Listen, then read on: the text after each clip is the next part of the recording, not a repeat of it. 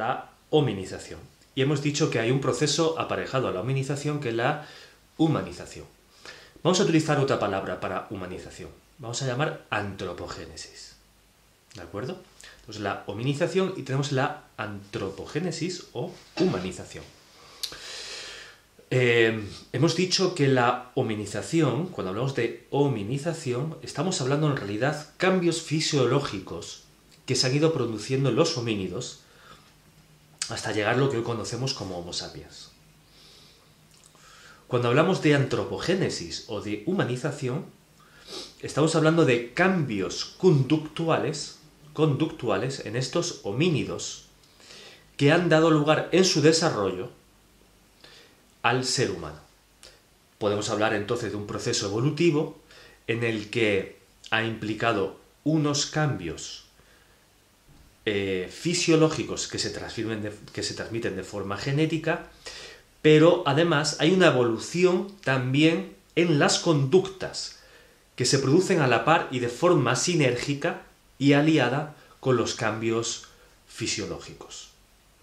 Entonces, podemos diferenciar hominización y antropogénesis como dos conceptos diferenciados. Hominización se refiere a la fisiología, antropogénesis se refiere a la conducta. Muy bien, pero ¿ocurren unos antes que después? Ocurren de forma genérica y de una forma sinérgica y se producen de una forma, digamos, incluso simultánea. Así que en el tiempo son ambas partes del mismo proceso evolutivo. Aunque para poder hablar de ellos nos viene bien hacer esta diferenciación entre hominización y humanización o antropogénesis. Bien, cuando hablamos de antropogénesis estamos hablando de conductas. Vale. ¿Cómo se produce ese cambio en las conductas? Bueno, ese cambio en las conductas que se produce simultáneo al proceso de hominización se producen porque los homínidos empiezan a hacer ensayo-error en qué cosas funcionan y les sirven para su mantenimiento como especie, para adaptarse mejor al medio. Fruto de ese ensayo-error y de esas determinaciones y características que acaban siendo claves en los homínidos, se va produciendo esas características como homínidos que se transmiten a través de la imitación de padres a hijos. ¿De acuerdo? Entonces, por generaciones hay un proceso imitativo en el que se producen conductas y se heredan esas conductas, que a la vez, al heredarse esas conductas, generan cambios fisiológicos que sí que se transmiten de forma genética. Entonces, estamos viendo cómo hay una hominización y una humanización que se producen de forma simultánea, simbiótica y que no son tan diferentes unas de otras. Bien, explicado esto, vamos a ver cuáles son esos cambios conductuales que se producen paralelos a la hominización y que son lo que llamamos la antropogénesis. Como todos los homínidos, tienen estas características. Encuentran utensilios que diseñan, fabrican y utilizan para adaptarse mejor al medio. Punto número 2. Paralelo a esa creación de utensilios existe la caza. ¿Podemos decir que los primates son carnívoros? Son carnívoros oportunistas. ¿Qué quiere decir que son carnívoros oportunistas? Quiere decir que ellos no cazan, pero si encuentran carne, porque un animal ha muerto de forma natural, porque ha sido cazado por otro animal, estos primates comen esa carne. Sin embargo, en los homínidos lo que ocurre es la determinación de ir a cazar y utilizan utensilios para cazar. Y eso es exclusivo de los homínidos, en esta evolución. Podréis decir, bueno, hay otros animales que cazan.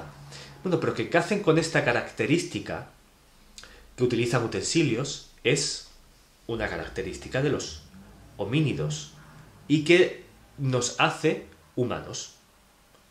Genera esa antropogénesis. Hay otra cosa importante que es el fuego.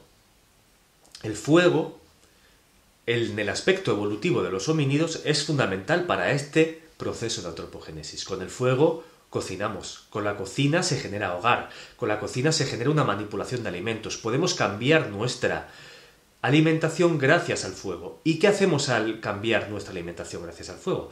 Lo que estamos haciendo es independizarnos de la naturaleza, para generar una naturaleza propia. Es decir, no nos alimentamos de los alimentos tal y como los encontramos en la naturaleza, sino que los transformamos a nuestro beneficio.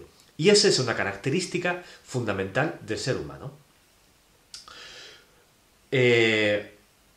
Otra característica importante, nuestra conducta sexual. En los seres humanos encontramos una conducta sexual que no es tan parecida a la de otros animales. Y es que se generan vínculos entre los individuos de una especie que tienen relaciones sexuales. Y muy a menudo esos vínculos perduran en el tiempo.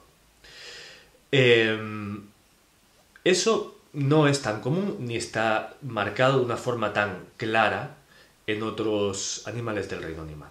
Existe un tipo de primates que son los bonobos, y los bonobos también tienen exactamente la misma conducta sexual. Entre las parejas que mantienen relaciones sexuales, no siempre el objetivo es la reproducción, sino también la cohesión social, y además se generan lazos de intimidad que permanecen en el tiempo. Por último, vamos a hacer un repaso de cómo esta evolución en el proceso de humanización o antropogénesis resulta en características fundamentales de los seres humanos actualmente.